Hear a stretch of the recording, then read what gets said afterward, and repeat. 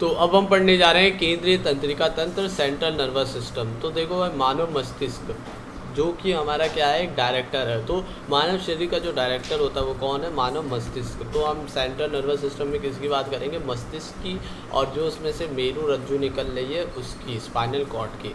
अब उसके बाद देखो, मानव मस्तिष्क डायरेक्टर है। अब इस डायरेक्टर को प्रोटेक्शन देनी पड़ेगी। तो प्रोटेक्शन के लिए 4 लेयर्स होती है। सबसे पहले एक अस्थि, और अस्थि के अंदर 3 लेयर्स होती है जिन्हें हम मेनिंजेस बोलते हैं। वो मेनिंजेस होती है ड्यूरा मैटर, एरेक्नॉइड और पाया मैटर। तो ये तीनों के बाद आता है हमारा ब्रेन।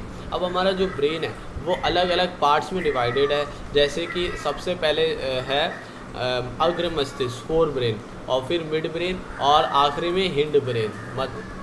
तो हमारा जो ब्रेन है वो डिवाइडेड है 3 पार्ट्स में, ठीक है, fore brain, mid brain, hind brain. अब फोर ब्रेन जो है उसके भी पार्ट्स हैं अलग अलग, ठीक है। देखो भाई, और एक और चीज़ याद रखना, जो पाया मैटर है वो क्या है, मस्तिष्क के संपर्क में होती है। अब मस्तिष्क के 3 भाग हैं, है ना। अब अग्र ब्रेन जो है, फोर ब्रेन, जिसमें सबसे पहला पार्ट आता है सेरिब्रम, उसके बाद डाइंसिफेलॉन, और तीसरा है हमारा ऑल्फैक्टरी लोब। तो सेरिब्रम क्या है, जिसको हम क्या कहते हैं, जिसको हम कहते हैं प्रे मस्तिष्क। तो सेरिब्रम जो है ना, उसमें रहता है क्या, देखो भाई, बड़े 2 अर्धगोलार्ध भाग रहते हैं जिसको हम सेरिब्रल हेमिस्फीयर रहते हैं। 2 अर्धगोलार्ध भाग रहते हैं सेरिब्रल हेमिस्फीयर मस्तिष्क का, दाएं व बाएं में रहता है ना सेरिब्रम। और जो कि एक तंत्रिका तंतुओं की पट्टी, कार्पस कैलोसम, क्या किससे, कॉर्पस या कॉर्पस कैलोसम नाम की एक क्या तंत्रिका पट्टी को से जुड़ा रहता है। बीच में इनके रहते हैं, दोनों अर्धगोलार्ध जुड़े रहते हैं, किससे, कॉर्पस कैलोसम से।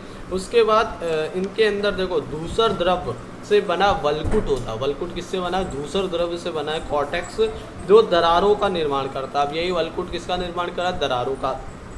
अब वल्कुट में संवेदी भाग व प्रेरक भाग होते हैं जो संवेदना व चालक का कार्य करते हैं। अब ये कौन सी संवेदना और चालक का कार्य कर रहे हैं, जो ये भाग हैं, ये करते क्या है, जो हमारा कॉर्टेक्स है, जो दरारें, उन दरारों के अंदर एक सहभागी भाग होता है। वो सहभागी क्षेत्र भाग क्या करता है, जटिल क्रियाओं जैसे स्मरण, मेमोरी, अंतर संवेदी सहभागिता, है ना, इंटरैक्टिंग जो भी काम है आदि के लिए उत्तरदायी होता है, ठीक है। तो इंटरैक्टिव जो हमारा ये पार्ट है, जो क्षेत्र है ना, जो एरिया है, वो क्या करवा रहा है, वो मेमोरी, स्मरण, ये सब चीज़ों को क्या कर रहा है, भेज रहा है, मतलब किनको, संवेदनाओं को ग्रहण करके आगे की तरफ प्रेरित कर रहा है, प्रेरक कर रहा है ना। तो उसमें यहाँ पर क्या है, सहभागी क्षेत्र है, किसमें, जो हमारा किसका भाग है, जो हमारा सेरिब्रम का कॉर्टेक्स भाग है वो, ठीक है। अब उसके बाद देखो, सेरिब्रम मध्यांश अंदर की तरफ क्या होगा, तो अंदर की तरफ क्या होता है, देखो, श्वेत द्रव्य से बना,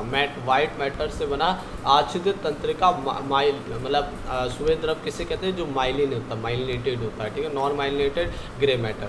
तो ये हमारा मध्यांश रहता है जिसको हम मेडुला बोलते हैं। तो कॉर्टेक्स जो कि दरारों का निर्माण कर रहा था, और मेडुला जो है वो वाइट मैटर से बना रहता है, धूसर द्रव्य से, ठीक, और श्वेत द्रव्य से, और जिनके अंदर अलग अलग पार्ट्स रहते हैं। जैसे कि इनके अंदर कुछ पार्ट है, जैसे एमिगडाला हो गया, हिप्पोकैम्पस, और बहुत सारे पार्ट हैं, लेकिन इनका भी कार्य आएगा, इस वजह से मैंने बताया है। उसके बाद यहाँ पर अब आते हैं दूसरे उस पर, डाइंसिफेलॉन। देखो, सेरिब्रम के बाद फोर ब्रेन का पार्ट है डाइंसिफेलॉन। डाइंसिफेलॉन के भी अलग अलग पार्ट होते हैं। डाइंसिफेलॉन एक कमरी जैसी संरचना है जो कि बटा रहता है एपिथैलेमस में, एपिथैलेमस, थैलेमस और हाइपोथैलेमस।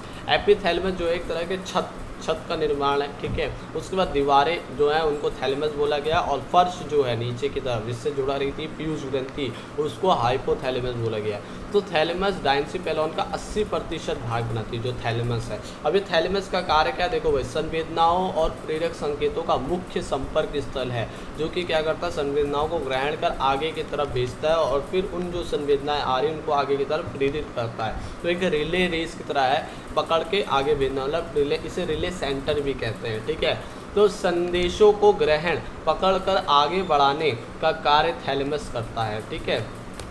तो ये करा है, ठीक है। जैसे सेरिब्रम में कोई संकेत आ रहा है जो कि किस में जा रहा है, हमारे सेरिब्रम में जा रहा है। अब उस सेरिब्रम से संकेत आ रहा है ना, वो संकेत को पकड़ के आगे की तरफ भेजता है। तो ये इस तरीके से काम करता है थैलेमस और यही 80% भाग बना रहा है। उसके बाद जो हाइपोथैलेमस है वो क्या करता है, थैलेमस के जो आधार पे रहता है, जिसको हम क्या कह रहे हैं, फर्श कह रहे हैं, है ना।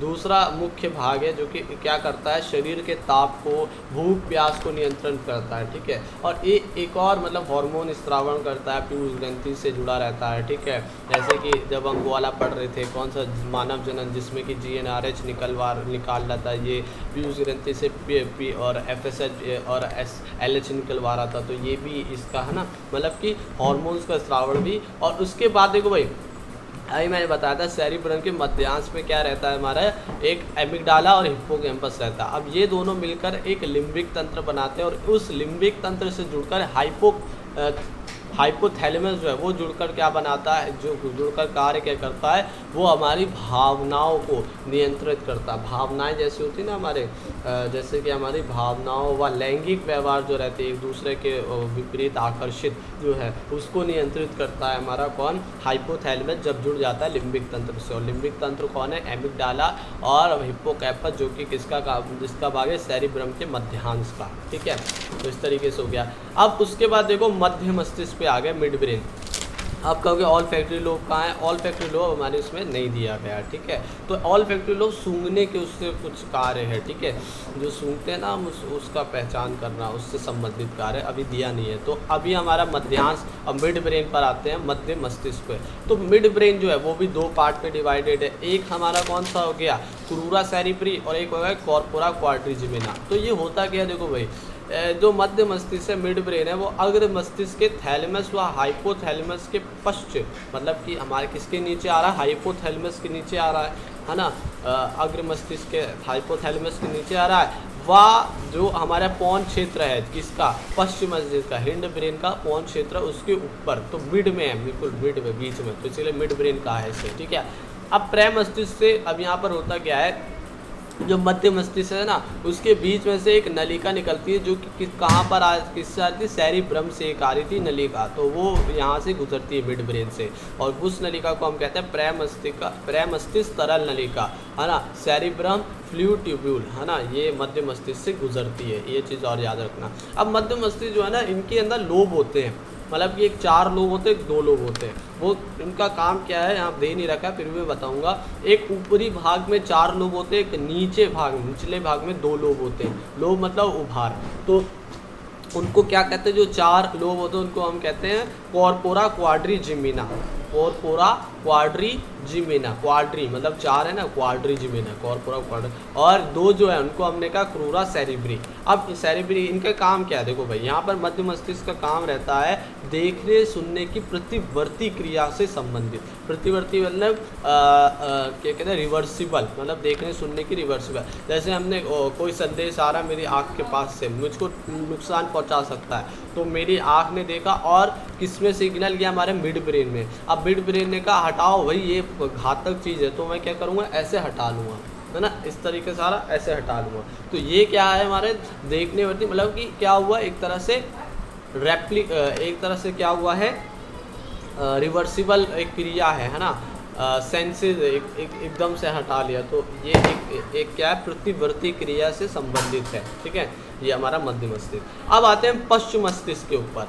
पश्चिम मस्तिष्क क्या है, देखो, हिंड ब्रेन, 3 भाग होते हैं इसमें, पोन्स और मेड्यूला, है ना, सेरिबेलम और मेड्यूला ऑब्लिंगेटा। तो अब ये है क्या, देखो भाई, हमारा जो पोन्स क्षेत्र है, छोटा सा कार्य है इसका, ये रेशेनुमा संरचना है, जो कि क्या है, ये सारे ब्रेन के, जो भी सारे ब्रेन के पार्ट हैं उनके क्या रहती है, जोड़ती है या जुड़ी रहती है। देखो भाई, जैसे कि ये पोन्स हमने देखा, तो ये पोन्स क्षेत्र अग्र मस्तिष्क से भी जुड़ा रहता है, मध्य मस्तिष्क से भी जुड़ा रहता है, और ये संपर्क में रहता है किसके, सेरिबेलम के भी और मेड्यूला ऑब्लिंगेटा के भी। तो इसे हम कहते हैं ब्रेन के सभी भागों से जुड़ा रहता है या जोड़ के रखता है, रेशेनुमा पथ का बना होता है, ठीक है। और यहाँ पर पोन्स पे बस छोटी सी चीज़ है कि जब हम श्वसन वाला चैप्टर पढ़ते हैं, कि जब हम देखते हैं कि श्वसन में जब हवा बहुत तेज़ी से आ रही है हमारे मुंह पर, ठीक है, तो हमारा जो होता है वो क्या होता है, श्वसन रुक जाता है, रोक देता है। तो वो कौन सा क्षेत्र रोकता है, पोन्स क्षेत्र में न्यूमोटैक्सिक सेंटर होता है, वो उस चीज़ को